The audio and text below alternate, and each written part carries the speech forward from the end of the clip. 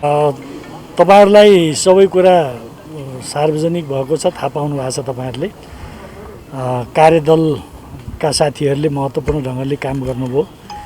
कार्यदलले 10 बुँदे एउटा समझदारी सहमतिको प्रस्ताव पनि अगाडि सार्यो, जसलाई पार्टीको स्थायी कमिटीको तर्फबाट, केन्द्रीय कमिटीको तर्फबाट त्यो सहमति समझदारीको प्रस्तावलाई एडप्ट पनि गरियो र त्यहाँ उल्लेख गरिएका कुराहरूलाई कार्यान्वयन गर्ने एउटा प्रतिबद्धता समेत पनि व्यक्त भयो। तर पनि समाधान भएको छैन। किन भएको छैन तपाईहरुले पनि खोज्नुपर्ने, बुझ्नुपर्ने जरुरी छ र हामी अधिकतम कोसिस गर्छौं। तर एउटा कुरा म तपाईहरुलाई के भन्न चाहन्छु भने अधिकतम कोसिस गर्ने नाममा यो अनन्त यो अनिश्चितताको स्थिति चाहिँ रहनु हुँदैन। देशभरिका कार्यकर्ता, सदस्य साथीहरूले, पार्टीका समर्थक शुभचिन्तकहरूले पनि यो अनन्त एउटा अनिश्चितताको स्थिति राख्नु हुँदैन भन्ने भावना प्रकट गर्नु भएको छ। त्यस आधारमा हामी एउटा टुङ्गोमा चाँडै पुग्छौँ। अड्केको कहाँ हो भन्ने कुरा बुझिया छैन। तपाईहरुले मैले चाहिँ राम्ररी बुझिया छैन। किनभने 10 बुँदे सहमतिमा भएका कुरालाई जब दुवै तर्फका साथीहरू सम्मिलित कार्यदल बन्यो, कार्यदलले सर्वसम्मतिले ल्यायो, त्यो कार्यदलसित सम्बन्धित साथीहरूले अब पार्टी लिडरसिपसित एउटा परामर्श पनि गर्नुभयो, सल्लाह निर्देशन पनि लिनुभयो। त्यस आधारमा तयार भयो। त्यसलाई पार्टी कमिटीले औपचारिक ढङ्गले एडप्ट पनि गर्यो, त्यसलाई कार्यान्वयन गर्ने प्रतिबद्धता पनि व्यक्त गरियो। तर पनि त्यो चाहिँ त्यति गरिसकेपछि पनि फेरि जुन खालको एउटा निष्क्रियता अथवा त्यसप्रतिको तदारुकता देखिएको छैन, त्यसप्रति अनेक खालका प्रस्तावहरू तपाईहरुले देखिरहनु भएको छ। दैनिक नयाँ नयाँ कथित प्रस्तावहरू सार्वजनिक भइरहेछन्। त्यसले पार्टी एकतालाई एउटा निष्कर्षमा पुग्न दिँदैन। त्यसकारणले हामी के भन्छौँ भने त्यही कार्यदलले अगाडि सारेको 10 बुँदे प्रस्तावलाई कार्यान्वयन गर्ने हिसाबले हामीहरू अगाडि बढ्नुपर्छ र हाम्रो जोड त्यसैमा छ। तपाईहरु कसैको कुरा सुनि एकजनाले भन्नु न। शनिबारसम्म निर्णायक एकता हुने भनिरहेछ नि। जस्तो यो 10 बुँदे सहमति गर्ने भनेर लामो समयदेखि छलफल बहस भइरहेछ। बाहिर के भन्न थाल्यो भने बालुवा पेल्या हो कि तोरी पेल्या हो, पेलै छन् भन्छन् नि। तर यस्तो नि, यसमा के हो भने अब आज शुक्रबारसम्म पार्टी अध्यक्षले कार्यदलसित सम्बन्धित सबै साथीहरूलाई यो शुक्रबारसम्म कोसिस गरौँ, कहाँ अड्केको हो, कहाँ असमझदारी हो, कहाँ नमिलेको कुरा हो, त्यो कुरा ल्याउनुहोस्। त्यस आधारमा छलफल गर्न सकिन्छ। सम्भवतः आज बेलुकासम्म केही कुराहरू होला। त्यसपछि अब धेरै प्रतीक्षा गर्नु उचित हुँदैन भन्ने एउटा बुझाइ छ। हामी त्यस आधारमा अगाडि बढ्छौँ। कमिटीको बैठक बसेपछि त टुङ्ग्याउनु पर्ने कुरा टुङ्गिन्छ नि। भोलि बस्छ।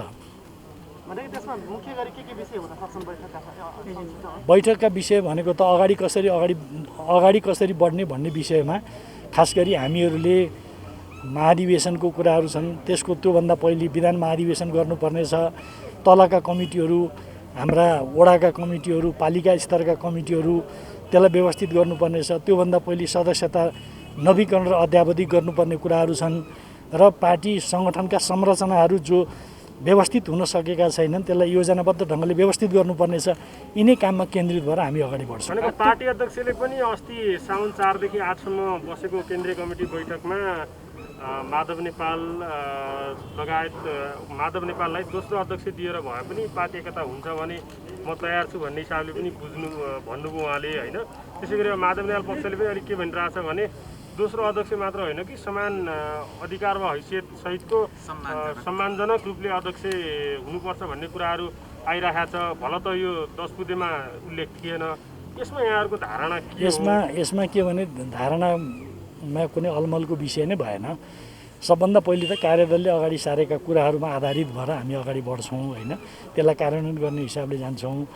जहाँसम्म पार्टीभित्र समझदारी बनाउनको लागि के गर्नुपर्ने हो, अधिकतम लचकता अपनाउन सकिन्छ। तर त्यो अधिकतम लचकता पनि विधिसम्मत ढङ्गले हुनु पर्यो। हामी विधि पद्धतिका कुरा गर्छौँ। नेकपा एमालेको विधान, त्यसको नियमावली, त्यसको संस्थागत जुन एउटा व्यवस्था छ त्यस अनुरूप नै हुनु पर्यो। त्योभन्दा फरक ढङ्गले प्रस्ताव पनि दैनिक जसो अनेक ढङ्गले आउने गरेका छन्। ती कुन प्रस्ताव के हुन् भन्ने कुरा ठेगान गर्नै कठिन छ कि। त्यस कारणले हामी के भन्छौँ भने पार्टीभित्रको एउटा समझदारी सहमति जुन खालको एउटा विग्रहकारी स्थिति छ त्यो अन्त हुनुपर्छ। त्यसको लागि सम्बन्धित सबै पक्षहरूले कहाँ आफूले भूमिका खेल्नुपर्ने हो त्यसमा जिम्मेवारीपूर्वक खेल्नुपर्छ भन्ने हाम्रो प्रयत्न हो। तर कुनै पनि कुरा हुँदा पार्टीको विधि पद्धतिभन्दा फरक ढङ्गले हुन सक्दैन। पार्टी महाधिवेशनले पारित गरेको विधान छ, नियमावली छ। त्यस अनुरूप जब जेठ 2 गते हामी 2075 साल जेठ 2 गते जाने कुरा गरिरहेछौँ त जेठ 2 गते 2075मा जाँदाखेरि त्यस बेलाको विद्यमान विधान र नियमावलीले के भन्छ त्यसले अनुमति दिने, त्यसले स्वीकार गर्ने, त्यसमा व्यवस्था भएको कुरालाई नै हो पालन गर्नु पर्यो नि सबैले। तोकिएको समयमा यो विधान अधिवेशन हुन्छ त? विधान अधिवेशन त गर्नै पर्छ। तपाईँहरूलाई के जानकारी छ कि छैन थाहा छैन। हामीहरू अब हाम्रो पार्टीको लेजिटिमेट पोजिसन जुन हुन्छ त्यो लेजिटिमेट पोजिसनलाई हामीले कायम राख्नुपर्छ। त्यो भनेको के हो भने 2075 साल जेठ 3 गतेदेखि 2077 साल फागुनसम्मको कुरालाई शून्य अवधि मान्ने हो भने हाम्रो विधानमा जुन 5 वर्षको अवधिभित्र गरिसक्नुपर्ने भन्ने छ त्यसले 2079 साल वैशाख 10 गतेभित्र हामीले अधिवेशन गर्नुपर्छ। फागुनमा हाम्रो स्थानीय तहको निर्वाचन हुन्छ। त्योभन्दा पहिले नै सबै समयलाई मिलाएर गर्नुपर्छ र महाधिवेशन गर्नुभन्दा पहिले विधान महाधिवेशन गर्नुपर्ने वैधानिक बाध्यता छ। त्यस कारणले हामी त्यो बाध्यात्मक स्थितिलाई ख्याल गरेर सबै गर्नुपर्ने कामहरू गर्छौँ। पार्टीकै विषयमा एउटा कुरा गरौँ। जस्तै यहाँहरूको पनि छलफल चाहिँ माधव नेपाल आउनुहुन्छ भने हामी अब जहिले आउनुहुन्छ एउटा कुर्सी राखेर एउटा राखौँ, अरू जो आउनुहुन्छ पार्टी गरेर जाउँ भन्ने विषयमा छलफल होइन। त्यस्तो खालको कुरा होइन। छलफल त अनेक ढङ्गले कुरा होलान्, तर हामी कार्यदलले जुन निष्कर्ष निकालेको छ त्यसमा आधारित भएर अगाडि बढौँ भन्ने कोसिस हो। त्यसलाई सकारात्मक ढङ्ग हामी सुन्दैछौँ। त्यो कार्यदलमा आएका कुराहरूप्रति आफ्नो सहमति हुन नसक्ने, आफ्ना दाहिने हात काटिए पनि देब्रे हात काटिए पनि खुट्टा चाहिँ मजबुत ढङ्गले टेकेर उभिन्छु भन्ने खालका कुराहरू सुन्छौँ हामी।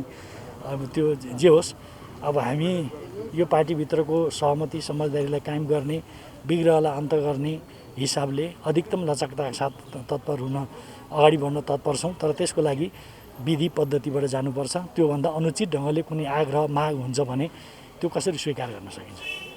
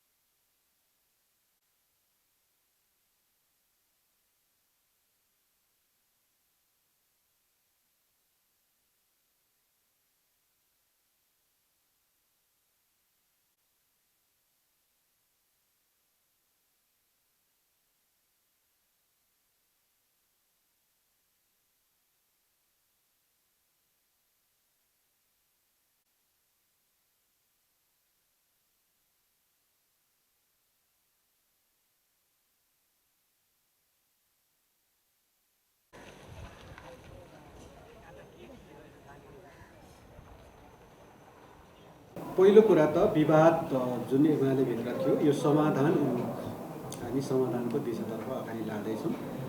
100% समाधान नहोला तर पनि हामी अधिकतम समाधान गर्ने प्रयत्नमा छौँ र त्यो प्रयत्न सफल पनि हुन्छ। र जहाँसम्म विवादको ज्वरो हो, हामी चाहिँ एमालेको कोणबाट पार्टी संस्थापन अर्थात् पार्टी अध्यक्ष सिङ्गो एमाले पङ्क्तिको तर्फबाट हेर्दाखेरि नेताहरू किन विवाद गरिरहेछन्, किन एमालेको सरकारलाई हटाउन एमालेकै मान्छेहरू तयार भए, हामी त्यसको कारण धेरै त पाएका छैनौँ। हामीले किन त्यत्तिको उद्धत भयो, केपी ओलीलाई जसरी पनि प्रधानमन्त्रीबाट हटाउनु पर्ने, केपी ओलीलाई हटाउँदा एमाले हट्दै थियो नि त, एमाले नै हो नि सरकारमा रहेको, एमाले नै सरकारबाट हटाउनको लागि किन एमालेकै मान्छे त्यो तहसम्म लागे। अब यसको कारण त भोलि निस्केला, आउला, इतिहासको कुनै कालखण्डमा यसको सबै पर्दाहरू त उग्रेला। तर पनि हामी नेपाली जनताको एउटा लोकप्रिय पार्टी नेकपा एमाले, यहाँ यो पार्टीमा हो विगतदेखि नै नेकपा एमाले भित्र खास गरी दुई धार रहेकै हो। 9औं राष्ट्रिय महाधिवेशनमा हामी दुई धार भएरै इलेक्सन लड्यौँ। पार्टीको महाधिवेशन फेस गऱ्यौँ।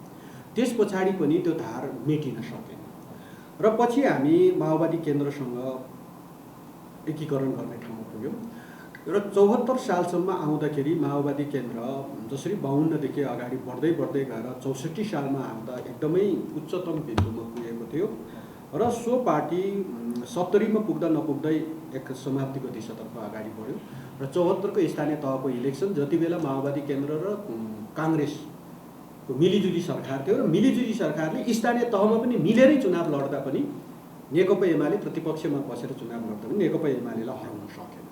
नेकपा एमाले शानदार विजय प्राप्त गर्यो र त्यति बेला सम्भवतः अब माओवादीका नेताहरूलाई लागेको होला कि नेकपा एमाले जस्तो पार्टीलाई बाहिर बसेर सिद्ध्याउन गाह्रो नै पर्छ भन्ने नै विश्लेषण होला। त्यसले त्यहीँभित्र बसेर त्यहाँभित्र भाँडभैलो सिर्जना गर्न सकिन्छ। समय के भयो भन्दाखेरि जब पूर्व नेपाल कम्युनिस्ट पार्टी माओवादी केन्द्र र नेकपा एमाले एउटा भयो होइन, त्यसभित्र हुँदाखेरि 3 वर्ष नपुग्दै त्यहाँभित्र एकदमै खिचातानीहरू उत्पन्न भयो, पैदा भयो। त त्यो उत्पन्न पैदा कसरी भयो? अथवा माओवादी केन्द्रले नै गर्न खोजेको हो कि नेकपा एमाले? मैले त्यसैले म श्रृङ्खला के जोड्दै थिएँ भन्दा नेकपा एमाले भित्र दुई धार त छँदै थियो हो। नेकपा एमाले जस्तो पार्टी चाहिँ एउटा लोकतान्त्रिक एउटा विधिमा पसिसकेको थियो। यसले 5औं राष्ट्रिय महाधिवेशनबाट जनताको बहुदलीय जनवाद भनेर पार्टी जीवनलाई पनि लोकतान्त्रिकरणको विधिमा हाल्यौँ र हामी निर्वाचन लड्थ्यौँ, हार्थ्यौँ, जित्थ्यौँ, तर पनि त्यही पार्टीभित्र रहेर काम गर्थ्यौँ र जनता बिचमा लोकप्रिय नै छ र यो पार्टीलाई बाहिरबाट प्रहार गरेर सिद्ध्याउन सकिँदैन भन्ने नै अब विपक्षीहरूको विश्लेषण होला, जसको कारणले गर्दाखेरि हामी चाहिँ एउटा पार्टी एउटा महान एकता गरे पछाडि नेपालमा कम्युनिस्ट पार्टी एउटा विशाल पार्टी हुन्छ र यसले जनताको चाहिँ जनजीविकाको सवालमा, विकासको सवालमा, समृद्ध नेपाल बनाउने जुन हाम्रो महत्त्वपूर्ण आकाङ्क्षा छ यो निर्माण गर्ने सवालमा, नेपाली जनतालाई सुखी राख्ने सवालमा हामी नेतृत्व गर्न सक्छौँ भन्ने विश्वास चाहिँ एमाले पङ्क्तिलाई भयो। तर मलाई लाग्छ माओवादीभित्रका केही साथीहरूको चाहिँ यो पार्टीलाई समाप्त गर्ने भने त्यहीँभित्र बसेर यहाँभित्र चाहिँ अलिअलि भाँडभैलो सिर्जना गर्दा नै समाप्त हुन्छ भन्ने नै ढङ्गले लागेको हुनुपर्दछ, जसको कारणले गर्दा पार्टी एकता पछाडि हामीले न त सङ्गठन निर्माण गर्न सक्यौँ, न त सदस्यहरूलाई परिचालन गर्न सक्यौँ, न त सरकारमै काम गर्दाखेरि केपी ओली सरकारको नेतृत्व गरिरहेछ पार्टी अध्यक्ष, तर दिनदिनै पार्टी नेताहरूबाटै तपाईँ त्यसको चाहिँ आलोचना गर्ने, असहयोग गर्ने, काम गर्न नदिने यो खालको परिस्थिति सिर्जना भयो र नेकपा एमाले भित्रको मैले अघि नै भने जस्तो दुईटा धारमा एउटा धारलाई समातेपछि त बहुमत हुन्छ अनि त्यही बहुमत बनाएर केपी ओलीलाई निष्कासन गर्ने, केपी ओलीलाई हटाउने, त्यसपछि नेकपा एमालेलाई समाप्त गर्ने। त्यसको मतलब नेकपा एमालेका अब विपक्ष गुटहरू छन्, विपक्ष गुटहरू मानिने माधव नेपाल पक्षले चाहिँ नेकपा एमाले केपी शर्मा ओलीलाई चाहिँ सरकारबाट हटाउनलाई नेकपा माओवादीसँग मिलेर आफ्नो पार्टी चाहिँ आफ्नो हातमा लिन खोजेको जस्तो देखिन, त्यस्तो खालको भन्नु। अब यो त कस्तो हो भने मैले अघि नै भने कि कारण त म धेरै देख्दिनँ, किनभने नेकपा एमालेलाई सरकारबाट हटाउनको लागि माधव नेपालै लाग्नुपर्ने के कारण रहेर? अनि माधव नेपाल नै शेरबहादुर देउवालाई विपक्षी दलको नेतालाई मतदान गर्न किन उभिनुपर्ने लाइनमा होइन? किनकि नेकपा एमालेको सरकारलाई हटाउन, केपी ओलीलाई हटाउनु होइन नि त, नेकपा एमालेको सरकारलाई हटाउनु हो होइन? त्यसो भएको हुनाले यसको धेरै कारण त मैले भने अब खुल्दै जाला, तर पनि अब नेकपा एमाले भित्रै एउटा चाहिँ यसको शक्तिलाई समाप्त गर्न अब एक हिसाबले नेपाली काङ्ग्रेस ऊ पनि लागिरहेकै छ होइन? त्यस पछाडि माओवादी केन्द्र पनि अब आफ्नो जुन हिजोको जुन आफ्नो शक्ति एउटा 64 सालमा प्राप्त गरेको शक्तिलाई त्यो चिजलाई बरकरार राख्न नसकिसके पछाडि कम्युनिस्ट पार्टीको नामबाट एमाले जनताको बिचमा लोकप्रिय भएरै बसिरह्यो भने त आफ्नो शक्ति त अगाडि आउँदैन। त्यसो भएको कारणले एमाले भित्रको दुईटा धारमध्ये एउटा धारलाई समातेपछि त फेरि पनि तपाईँको चाहिँ एमाले भित्र शक्तिशाली हुन सकिन्छ, बहुमत पुर्याउन सकिन्छ भन्ने नै थियो। त्यही पुर्याउने क्रममा वास्तवमा माधव नेपाल र प्रचण्डहरू एक ठाउँमा उभिँदाखेरि त हिजो नेकपा मात्रै भएर सोच्ने हो भने अहिले नेकपा र माओवादी र एमाले अलग भयो, तर तपाईँ नेकपा मात्र भएर सोच्दाखेरि त बहुमत थियो नि त त्यहाँ होइन? त्यही बहुमतको नामबाट केपी ओलीलाई साधारण सदस्यबाट निष्कासन भन्यो भने होइन? त्यसैले हामी चाहिँ नेपाल कम्युनिस्ट आन्दोलन मूलतः नेकपा एमाले धार, लोकप्रिय कम्युनिस्ट आन्दोलनको धार, जुन चाहिँ हामी लोकतान्त्रिक विधिद्वारै हामी स्थापित हुन्छौँ भन्ने एउटा विश्वास राखेर र हामी एकदमै लोकतान्त्रिक पार्टी बनाएर र पार्टीभित्र पनि लोकतान्त्रिकरणको विधिलाई स्वीकार गरेर अगाडि बढेको पार्टी, त्यसैले जनताबीचमा लोकप्रिय पार्टी, यो पार्टीलाई धेरै ठाउँबाट धेरै कोणबाट यसलाई समाप्त गर्नको लागि प्रयत्न भएको हो र यो प्रयत्नलाई हामी अब सफल हुन त दिँदैनौँ, किन नेकपा एमाले एउटा सङ्गठित एउटा यस्तो पार्टी हो, जनता बिचमा यसको चाहिँ एउटा मनोविज्ञान पनि छ र नेकपा एमाले अब एउटा संस्कृति हो। किन नेकपा एमाले भन्नासाथ जनता बिचमा एउटा एक खालको लहर, एक खालको खुसी, एक खालको आनन्द महसुस हुने, किनभने हामीलाई बचाउने, हामीलाई चाहिँ माया गर्ने, हामीलाई चाहिँ तपाईँको चाहिँ एउटा सकारात्मक ढङ्गले काम गर्ने पार्टी वा कार्यकर्ता यही पार्टीसँग छ भन्ने एउटा चाहिँ मनोविज्ञान र एउटा संस्कृति हामीले अहिले पछिल्लो समय पनि के भयो भन्दाखेरि नेकपा एमाले भित्रै दुईटा कुरो हुँदाखेरि जनता कहाँतिर जाने अथवा केपी ओली पछितिर जाने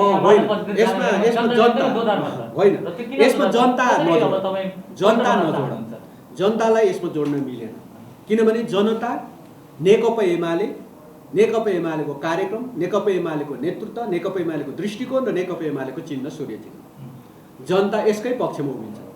अलमल दोधारमा त्यो जनताभन्दा अलि माथिल्लो लेभलका नेताहरू मात्रै हो। वर्तमान समयमा देखिएको समस्या चाहिँ के भन्दाखेरि दुई कुरादाखेरि जनता यता जाने कि उता जाने होइन, त्यसै म फेरि पनि अझै तपाईँलाई म यहाँ क्रस गरेँ कि एकदमै समस्या देखाइरहेको होइन, अझै तपाईँलाई म एउटा क्रस गरेँ कि जनतामा कन्फ्युजन छैन।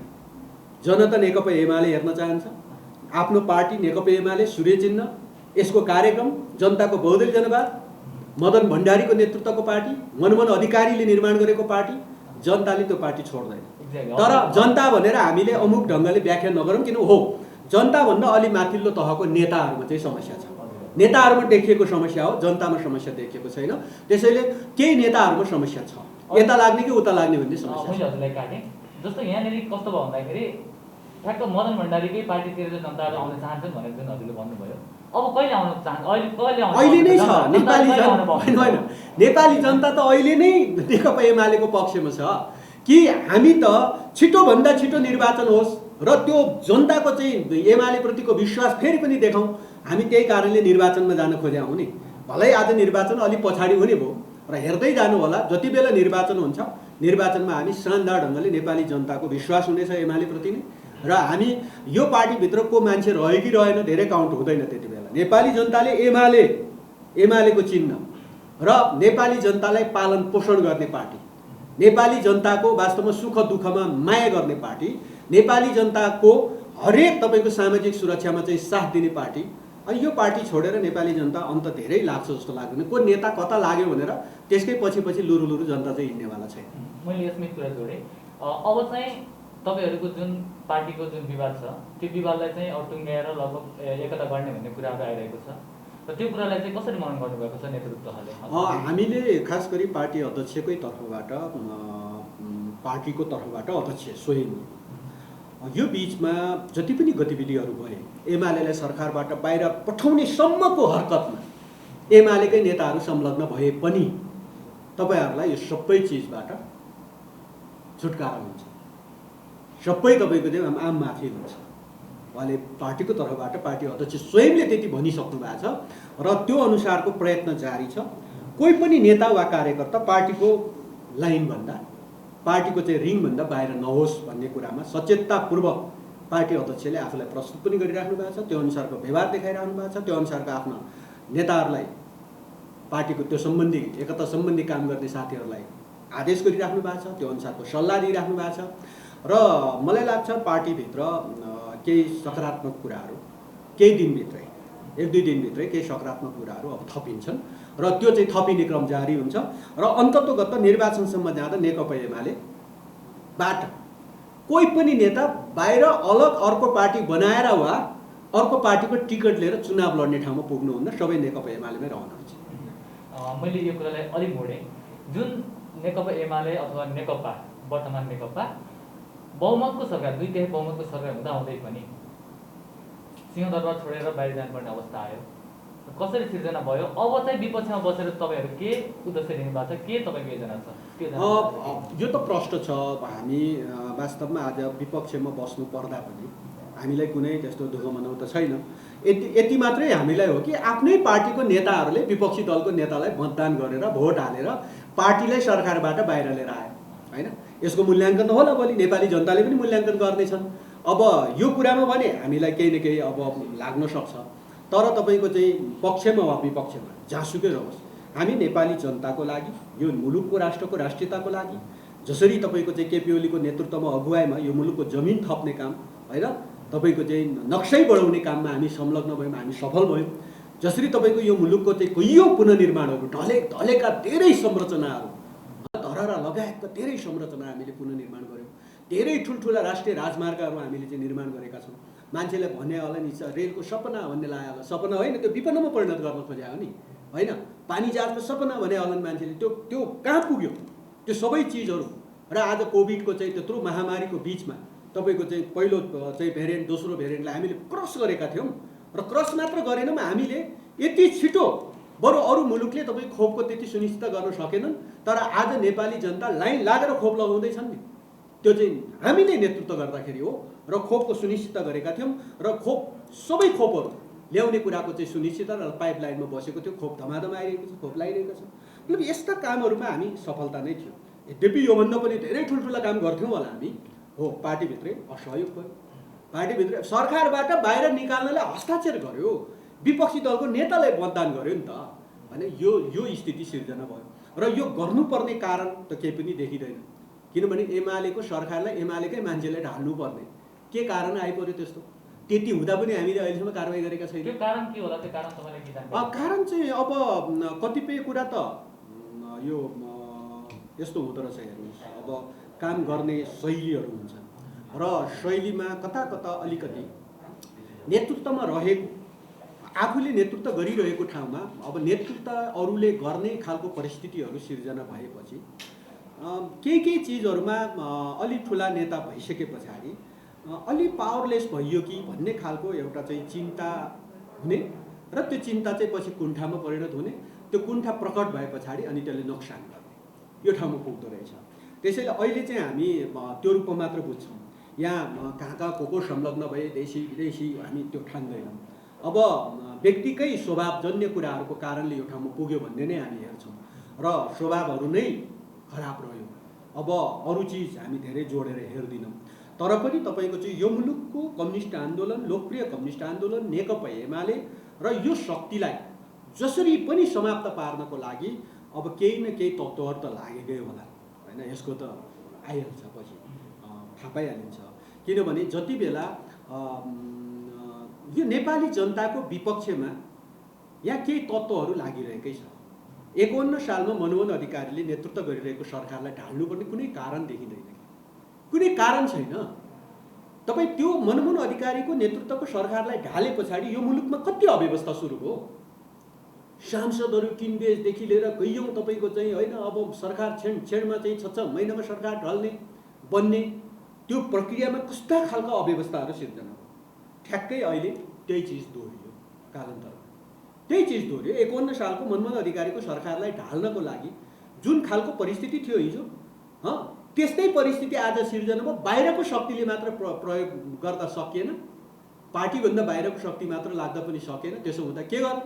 पार्टीभित्रकै शक्तिलाई एउटा पङ्क्तिलाई उचालेर त्यो पङ्क्ति चाहिँ पात्र बनेर अब नेकपा एमालेको लोकप्रिय सरकारलाई हटाउने काममा संलग्न भयो। त्यसैले तपाईँको चाहिँ यो चाहिँ नेपाली जनताको विरुद्धको अभियान र त्यसमा लाग्ने तत्त्वहरू काहीँ न काहीँ छ र त्यस्तो तत्त्वहरूलाई बेलैमा चिनेर हामीले चाहिँ काम गर्न सक्यौँ भने अब नेकपा एमालेको नेतृत्वमा यो मुलुक बनाउन सकिन्छ, समृद्धि सम्भव छ।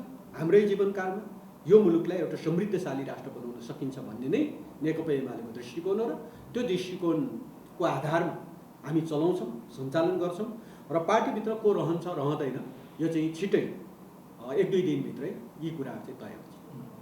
नेपाली जनताले चाहिँ पछिल्लो जुन गएको निर्वाचनमा नेकपा एमाले चाहिँ एकदमै बहुमतले विजय गराएर सरकारमा पठाएको थियो र त्यो बहुमतलाई गुमाएर अहिले चाहिँ सरकारभन्दा विपक्षमा गइसक्यो। अब त्यो नेपाली जनतालाई तपाईँले कसरी, हामीले विकास गर्न सक्यौँ तर हामीले गर्न सक्यौँ, तपाईँले कसरी मतलब जनताहरूलाई कसरी आशा दिलाउनुहुन्छ कि जुन तपाईँले भरोसा गरेर पठाउनु भएको थियो सरकारमा, अहिले विपक्षमा जानुभयो, अब त सरकार काम गर्न सक्नु हुँदैन, अब जनताले चाहिँ कसरी विश्वास दिलाउन चाहनुहुन्छ? अब यस्तो हो, किनभने नेकपा एमाले 51 सालबाट हामीले सरकारको नेतृत्वको सुरुवात 51 सालमा मनमोहन अधिकारीको नेतृत्वमा सरकार सञ्चालन गर्दा पनि नेपाली जनताले हामीलाई के काम गरेन भनेको छ?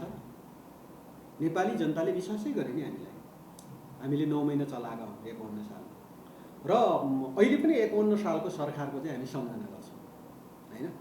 अनि एमाले जनताको विपक्षमा त केही काम गरेन, जनताको पक्षमै काम गर्यो र पछिल्लो कालमा पनि केही सरकारहरू हामीले नेतृत्व गर्दै आयौँ र त्यो नेतृत्व गर्ने बेलामा जनता विरोधी काम, जनविरोधी कामहरू हामीले गरेका छैनौँ।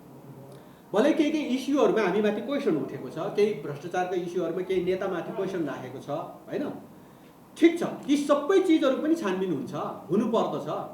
को मान्छे खराब छ, को मान्छेले एमालेको नाम गरेर बिगार गरेको छ, त्यो पनि त कारबाहीमा आउनुपर्छ। हामी त स्पष्ट छौँ त्यो कुरामा, आउनुहोस् सबै को मान्छे माथि प्रश्न उठेको छ, त्यो प्रश्न उठेको मान्छेहरूमाथि छानबिन गर, हामी तयार छौँ। तर सिङ्गै नेकपा एमाले सरकारको अगुवाई नेतृत्व गर्दाखेरि मुलुकको नहुँदो नचाहिँदो हामीले गरेका छैनौँ।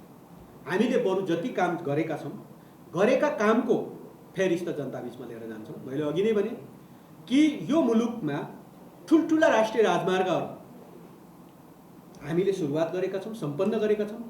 आज मधेसका हरेक सदरमुकामहरू जानको लागि 4 लेनका सडकहरू निर्माण भएको छ। 4 लेन महेन्द्र राजमार्गबाट मधेसका प्रत्येक जिल्ला सदरमुकाममा जानलाई पहिला हिलो धुलो बाटो थियो।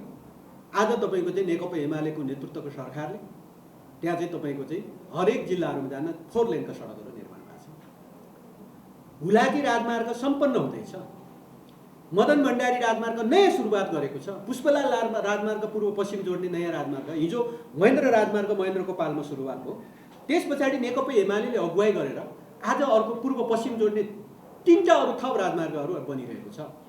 त्यसैले कामकै कुरामा हामी वास्तवमा किसानहरूलाई, युवाहरूलाई रोजगारीको सवालमा होइन, अब धेरै कार्यक्रमहरू, आज कोही बेरोजगार युवाले आफ्नो सर्टिफिकेट ढितो राखेर प्रोग्राम बेसमा म काम गर्छु, यी रोजगार बन्छु स्वरोजगार बन्छु भन्दा ओके, सरकारले व्यवस्था गरिदिएको छ नि। कहीँ अरबमा खाडीमा गएर चाहिँ तातो घाममा चाहिँ काम गर्नुपर्ने छैन, यही मुलुकमा छ, व्यवस्था हुन्छ।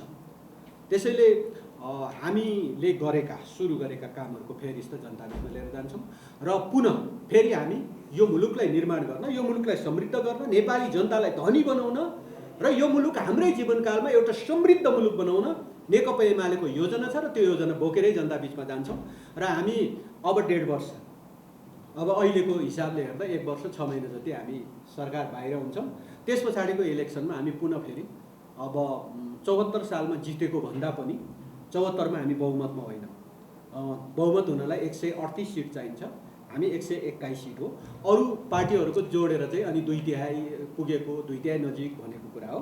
त्यस भएकोले हामी नै चाहिँ नेकपा एमाले सिङ्गल बहुमत प्राप्त गरेर शानदार ढङ्गले अब 1.5 वर्ष पछाडि फेरि पुनः सरकारमा आउँछौँ। किन आउँछौँ भन्दा यो मुलुकको समृद्ध नेपाल, सुखी नेपालीको नारा, यो महान लक्ष्यलाई पुरा गर्छौँ। त्यसकै लागि हामी फर्किन्छौँ। धेरै धेरै धन्यवाद। यहाँको सपना पुरा होस्। धन्यवाद।